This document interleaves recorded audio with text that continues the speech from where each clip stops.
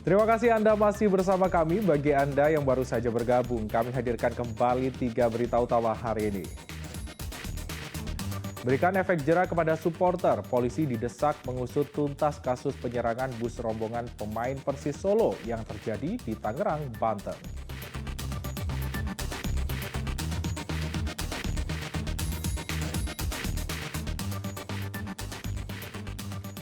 Seorang siswa sekolah dasar di Kabupaten Pati nyaris diculik pria misterius saat pulang sekolah.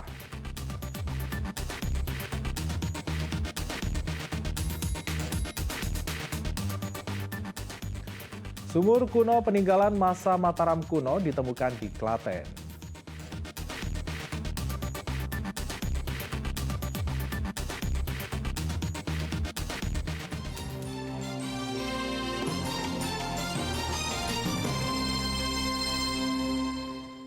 Dunia sepak bola kembali tercoreng dengan aksi pelemparan batu bus pemain Persis. Aksi itu kemudian memancing kemarahan pemain sehingga mengeroyok pelaku. Wali Kota Solo meminta polisi untuk mengusut kasus ini agar memberikan efek jera kepada para supporter.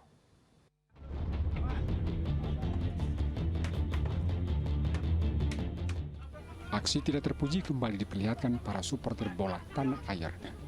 Kali ini, giliran bus yang bawa rombongan pemain Persis Solo yang dilempari batu di daerah Kelapa II, Tangerang, Banten. Sekelompok supporter Persita Tangerang melempari bus saat meninggalkan lapangan Indomilk Arena Tangerang usai pertandingan yang berakhir imbang tanpa gol pada Sabtu 29 Januari 2023. Aksi supporter seketika memancing emosi sejumlah pemain Persis Solo. Mereka kemudian turun memukul para pelaku.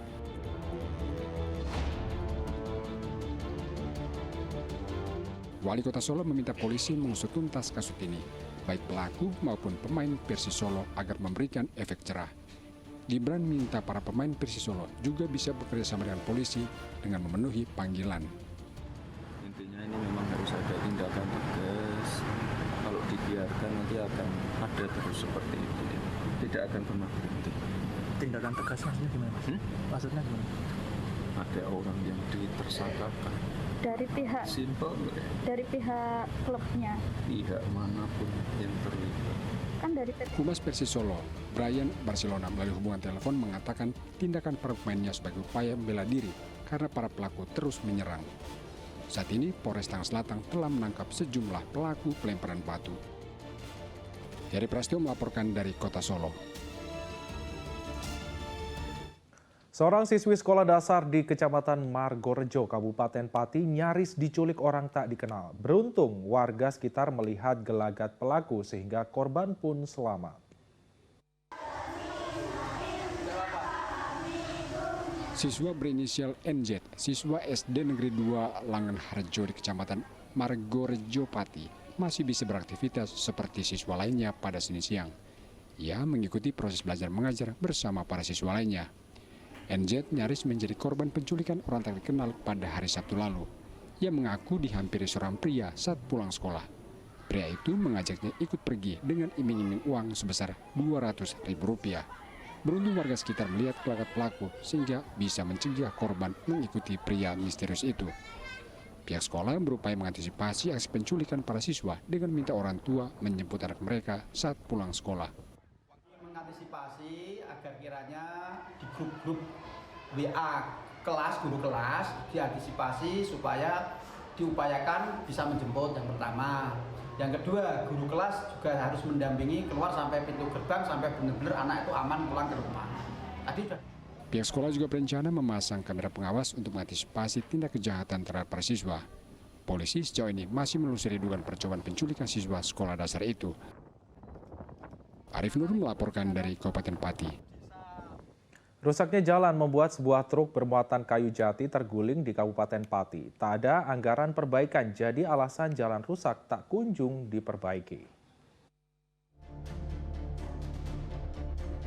Detik-detik truk terguling terekam kamera pengawas. Banyak jalan berlubang membuat truk yang melintas pelas tetap kehilangan keseimbangan hingga akhirnya terguling. Sepeda motor dari arah berlawanan pun terjatuh karena tersenggol muatan truk yang tumpah di jalan. Kecelakaan ini terjadi di Jalan Alternatif Pati Jepara, tepatnya di Tlogowungu, Kabupaten Pati pada Senin kemarin. Kecelakaan karena rusaknya jalan sudah sering terjadi dalam 1 tahun terakhir. Ini sejak kapan Bu? Sejak tahun 2022 awal nih. Atau pertengahan. Kebetulan sudah diperbaiki 3 kali, tapi ya seperti itu keadaan. Dinas Pekerjaan Umum dan Penataan Ruang Kabupaten Pati mengakui banyak kerusakan jalan di Kabupaten Pati. Namun perbaikan belum bisa dilakukan karena keterbatasan anggaran. Memang istilahnya kita baru proses perencanaan. Memang banyak sekali kerusakan-kerusakan jalan yang ada di Kabupaten Pati. Cuman istilahnya kita tidak bisa secara maksimal untuk menganggarkannya karena keterbatasan anggaran. Lubang jalan di Tol Gowungu mencapai 2 meter dengan mencapai 30 cm dengan kondisi jalan berlubang terlihat sepanjang 20 meter. Dinas PUPR Kabupaten Pati hanya menambal sulam jalan berlubang untuk meminimalisir kecelakaan. Arif Nur melaporkan dari Pati, Jawa Tengah. Kelangkaan minyak goreng subsidi pemerintah Minyak Kita merata di seluruh pasar tradisional di Kota Tegal. Sulitnya stok minyak kita sudah terjadi sejak 2 pekan terakhir. Di Pasar Sumur Panggang, para pedagang sembako sudah tidak menjual minyak goreng Minyak Kita sejak 2 pekan lalu. Pihak distributor menghentikan pengiriman stok minyak kita ke pedagang sembako di Kota Tegal. Pedagang menyebut penghentian pasokan minyak kita karena sudah tidak lagi diproduksi. Mereka mengakui minyak kita tergolong laris di pasaran karena harganya yang murah, hanya Rp14.000 per liternya. Sementara itu, harga minyak goreng kemasan berada di kisaran Rp17 hingga Rp21.000 per liter. Seorang pembeli mengaku kesulitan mencari minyak kita. Jika ditemukan, harganya naik menjadi Rp16.000 per liter. Ia akhirnya beralih ke minyak goreng curah. Kita gimana Mas di pasar ini Mas? Pasar ini ramai, tapi sekarang barangnya udah nggak ada. Mulai kapan itu? Ya sekitar 2 minggu yang lalu. Informasinya gimana Mas? Kenapa sampai ada kelangkaan minyak kita Mas? Katanya sih udah nggak diproduksi lagi, subsidinya udah ditarik pemerintah. Itu kata siapa Mas? Kata distributornya. Oke, konsumen Bu, dengan menghilangnya minyak kita di pasaran Bu. Ya gimana ya? Biasanya aku pakai minyak itu lebih murah, lebih ya gampang lah dicarinya, lebih hemat. Harapannya biar minyak kita ada lagi Bu ya? Ya mudah-mudahan. Sementara itu, Menteri Perdagangan Zulkifli Hasan menyatakan kenaikan harga minyak kita disebabkan permintaan minyak kita yang semakin tinggi. Selain kualitasnya semakin bagus, harganya jauh lebih murah dibandingkan minyak premium lainnya. Tetapi pemerintah segera akan menambah stok minyak kita di pasaran agar harga minyak kita segera kembali normal dengan harga eceran tertinggi Rp14.000 per liternya. Minyak kita gini, ada 2 ya. Sebab di pasar minyaknya kurang. 1, minyak kita sekarang menjadi tren. Semua orang nyarinya minyak kita. Karena minyak kita yang dulu itu ada di pasar rakyat dalam bentuk curah. Sekarang dikemas sudah bagus. Sama dengan minyak premium. Dan bisa didapat di retail modern, di market modern bisa, di mana-mana ada. Jadi semua orang, ibu-ibu, lain tuh ya carinya minyak kita. Padahal jatahnya kan 300.000 ton per bulan. Ya tentu di pasar jadi kurang. Itu 1. 2, kita merubah B20 jadi B35. B20 itu nyedot CPO 9 juta. Begitu berubah jadi B35 nambah 3 juta. Jadi 4 juta, jadi 13 juta. Ya, tak hanya minyak goreng yang mahal, harga beras di sejumlah pasar tradisional di Kota Tegal juga naik. Kenaikan harga beras dipicu banyak petani yang gagal panen karena cuaca yang ekstrim. Harga beras di sejumlah pasar tradisional di Kota Tegal mengalami kenaikan. Dalam 2 pekan terakhir, harga beras kelas medium naik di kisaran Rp2.500 hingga Rp3.000 per kilogram. Naiknya harga beras dipicu gagalnya panen petani di sejumlah daerah akibat cuaca ekstrim dan banjir. Pasokan beras akhirnya berkurang, sementara permintaan cukup tinggi hingga harga beras menjadi mahal. Mulai naik kapan, Bu? Mulai naik antara 1 bulan, 1,5 bulan. Itu beras jenis apa yang naik rata-rata? Rata-rata jenisnya jenis sayur semua ya. Medium. Berapa rupiah? Kenaikannya berapa rupiah? Kenaikannya biasa di angka 9.000, sekarang hampir 12.000. Di Pasar Pagi Kota Tegal, harga beras jenis C4 berkisar Rp11.500 hingga Rp12.000 per kilogram. Masyarakat meminta pemerintah menggelar operasi pasar agar harga beras stabil. Kuncoro Wijayanto melaporkan dari Kota Tegal.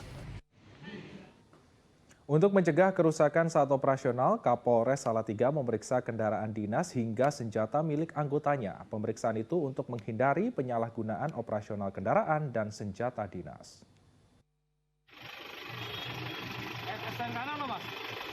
Satu persatu kendaraan dinas motor dan mobil dinas diperiksa Kapolres Salatiga di lapangan Bayangkara, Polres Salatiga. Hal ini untuk mencegah kerusakan dan memastikan kendaraan siap beroperasi. Selain kendaraan dinas, Kapolres Salatiga mengecek senjata api dinas milik seluruh anggota.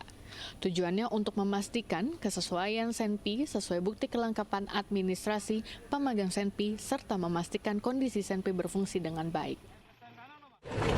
Ada pengecekan secara rutin, ada tanggung jawabnya masing-masing dari pemegang ranmor untuk bertanggung jawab terhadap ranmor yang sudah dibebankan yang menjadi tanggung jawabnya. Hal ini dilakukan secara rutin, nanti akan dilakukan setiap apel fungsi, akan dilakukan pengecekan. Dari hasil pengecekan, seluruh kendaraan dan senjata dinas dalam kondisi baik. Pengecekan ini agar kendaraan dan senjata dapat berfungsi dan tidak mengganggu operasional. Yulianto melaporkan dari Kota Salatiga, Jawa Tengah.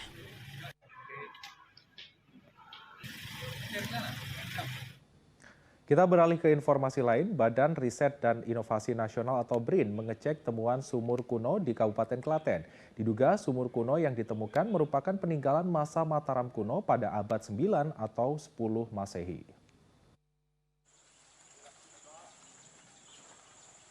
Sejumlah peneliti dari Tim Pusat Riset Arkeologi, Prasejarah, dan Sejarah Badan Riset dan Inovasi Nasional atau BRIN mengecek temuan sumur kuno di Meranggen Jatinom, Kabupaten Klaten, Senin pagi. Mereka mengumpulkan data awal dan menggali informasi terkait temuan sumur kuno serta fragmen lainnya. Dari peninjauan awal, peneliti BRIN memperkirakan sumur kuno yang ditemukan merupakan peninggalan masa Mataram kuno pada abad 9 atau 10 Masehi. Sumur kuno terbuat dari bahan bata dan bentuknya bundar. Dari data awal ini akan disusun analisa lebih dalam untuk penanganan lanjutan. Banyak titik ya, banyak lokasi-lokasi penemuan. Kemudian kita juga sudah lihat beberapa temuan yang dikumpulkan di base camp ya. Namanya Mas Pupun itu, dan dari itu kita lihat secara umum ini memang data yang sangat bagus ya, sangat langka dan menggambarkan sebuah dinamika masyarakat masa Mataram kuno, kira-kira abad 9 abad 10 itu yang sangat dinamis dan sangat maju ya. Artinya ada beberapa kesatuan kehidupan yang beragam. Sumur kuno ditemukan warga setempat saat membuat batu bata. Warga yang menggali tanah liat pada kedalaman sekitar 3 meter menemukan bangunan yang ternyata berbentuk sumur. Krisna Agung melaporkan dari Kabupaten Klaten. Informasi tadi mengakhiri jumpa kita hari ini. Bersama rekan yang bertugas, saya Freddy Cahya mengucapkan terima kasih atas kebersamaan Anda. Selamat beraktivitas, sampai jumpa.